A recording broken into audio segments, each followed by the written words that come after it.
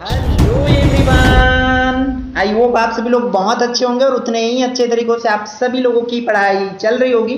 तो इस वीडियो में हम लोग फाइनली जो है आपका देखने वाले कक्षा 11वीं विषय लेखा शास्त्र की सैंपल पेपर, वो भी इंपॉर्टेंट क्वेश्चन से भरपूर आपके तिमाही परीक्षा के लिए इंपॉर्टेंट क्वेश्चन जो हम लोग देखने वाले, जो कि 50 नंबर का 2 घंटे के लिए आपको टाइम दिया जाएगा। अब बहुत सी स्कूलों में भाई इसकी नंबर्स पूर्णांक जो है आगे पीछे किया जा रहा है, तो आप लोग देख सकते हैं, क्योंकि आप सबको पता है एग्जाम जो है स्कूल लेवल से हो रहा है और टीचर जो है अपने मन से क्वेश्चंस दे सकते हैं। और इन सैंपल पेपर से अगर आप तैयारी करते हैं तो डेफिनेटली टीचर्स जो भी देंगे वो आपसे बन जाएगा। तो जो भी इंपॉर्टेंट क्वेश्चन है, जिस जिस टाइप से क्वेश्चंस आपका पूछे जाते हैं, क्योंकि हमारे लिए अकाउंट जो लेखा शास्त्र होते हैं सबसे हार्ड सब्जेक्ट बोल सकते हैं या न्यू बोल सकते हैं, हार्ड तो नहीं बट न्यू होते, क्योंकि अभी तक हम क्लास 10 तक जो है अलग सब्जेक्ट पढ़ते रहते, बट ये अलग आ जाती तो किस टाइप से क्वेश्चंस पूछे जाते, ये सबसे ज्यादा क्वेरीज आप लोग के दिमाग में, बट क्वेश्चन आने में लेट हो गई, बट कोई नहीं, अब जो है आ गई फाइनली। तो आप लोग बहुत ध्यान से देखेंगे, इसमें क्या बोला जा रहा है कि निम्नलिखित प्रश्नों के उत्तर देना है आपको।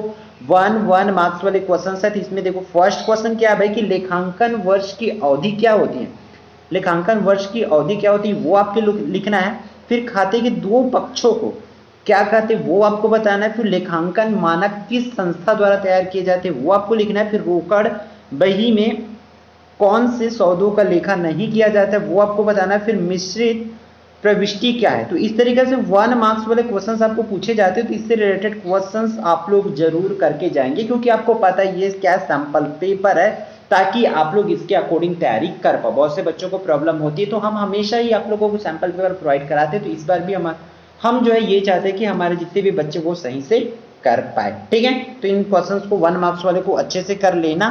फिर बढ़ते हैं हम 2 मार्क्स वाले क्वेश्चंस की ओर। तो आपकी स्क्रीन पर आ गई 2 नंबर वाले क्वेश्चन आपके लगभग यहाँ से देखो क्वेश्चन नंबर 6 तक का। ठीक है, 6 तक की क्वेश्चन है जो 2 मार्क्स वाला आपकी स्क्रीन पर है। जैसे क्या बोला गया जा रहा है कि बही खाता एवं लेखा कर्म में 2 अंतर लिखना है, कि बही खाता क्या होती है और लेखा कर्म क्या होती है, उसको 2 अंतर लिखना है, जिससे आपको 2 मार्क्स मिल जाएंगे। फिर वही नेक्स्ट क्वेश्चन बोला जा रहा है कि रोकड़ बही का आशय स्पष्ट करते हुए उनके प्रकार कितने होते हैं, उन प्रकारों का नाम आपको लिख देना है 2 मार्क्स के लिए। फिर सीधी रेखा पद्धति द्वारा वार्षिक आय की गणना के सूत्र लिखना है। ठीक है, फिर विक्रय बही के किन किन व्यवहारों का लेखा नहीं किया जा सकता है वो बताना है आपको। फिर व्यापारी बट्टा और नगद बट्टा में अंतर लिखना है, कि व्यापारी बट्टा क्या होती है भाई और नगद बट्टा क्या होती है। तो इस तरीके से 2 मार्क्स के लिए आपको क्वेश्चंस पूछे जा सकते हैं, तो इन क्वेश्चंस को आप अच्छे से कर लेना, क्योंकि जो भी क्वेश्चंस बताया जा रहा है प्रीवियस ईयर के क्वेश्चंस के एनालिसिस और जितने भी आपके इंपॉर्टेंट क्वेश्चन है उन सबके हिसाब से बताया जा रहा है। ठीक है, फिर चलो आगे बढ़ते हैं नेक्स्ट क्वेश्चन की ओर। क्वेश्चन नंबर 7 आपकी स्क्रीन पर है भाई। 3 मार्क्स में आपको इस तरह के क्वेश्चन पूछे जाएंगे कि बैंक समाधान वितरण तैयार करने की आवश्यकता क्यों होती है, उसको समझाना है। फिर मिश्रित जनरल प्रविष्टि को उदाहरण से समझाना है। फिर डूबत ऋण क्या है उसको स्पष्ट करना है, कि डूबता हुआ ऋण क्या होती है इसको बताना है। फिर लेखांकन की विभिन्न शाखाओं को, लेखांकन के जितने भी शाखा होते हैं उन शाखाओं को संक्षेप में बताना है, क्योंकि 3 मार्क्स वाले क्वेश्चन से सिर्फ नाम नहीं लिखना है, उन शाखाओं को बताना है कि उनमें क्या क्या होती है।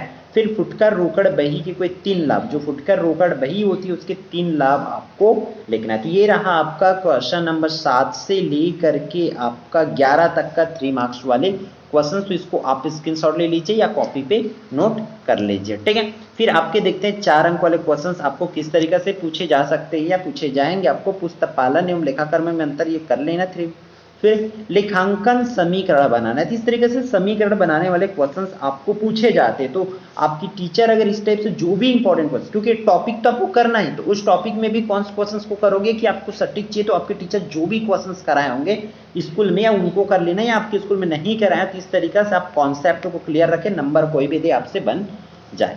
ठीक है, फिर आगे बढ़ते हैं। आपके 5 नंबर वाले क्वेश्चन आपको इस तरीके से पूछे जा सकते हैं कि निम्नलिखित लेन देन की रोजना मचा प्रविष्टियां, जो रोजना मचा प्रविष्टियां है वो आपको तैयार करना है। तो जितने भी इस तरीके से प्रविष्टियां तैयार करने वाली है सभी क्वेश्चंस को कर लेंगे। इस तरीके से डेटा दिया रहता है, उससे आपको क्या करना है, रोजना मचा प्रविष्टियां तैयार करना है, जिससे आपको 5 मार्क्स मिल जाएंगे। ठीक है, उसी तरीके से आपको क्या बनाने आना चाहिए कि भाई आप टॉपिक देखते चलिए।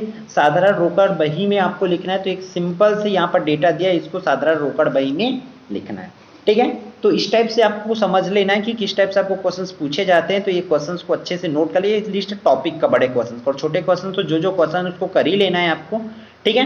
तो ये रहा आपका सैंपल पेपर आपके लिखा शास्त्र क्लास 11th का, जो कि फाइनली बहुत इंतजार के बाद आप लोगों को मिल रहा है मेरे हिसाब से। तो वीडियो को जम के लाइक करना, ताकि आपकी जो भी बाकी सब्जेक्ट की वीडियो है वो भी बहुत जल्द आ पाए, ठीक है। तो यूजफुल रहा होगा तो वीडियो को लाइक करेंगे, और यदि चैनल पर नए हो तो चैनल को सब्सक्राइब कर लेंगे, और साथ ही साथ नेक्स्ट कौन सी सब्जेक्ट की वीडियो चाहिए कमेंट करके जरूर बताएंगे। फिर मिलते हैं नेक्स्ट आने वाले इंपॉर्टेंट वीडियो में।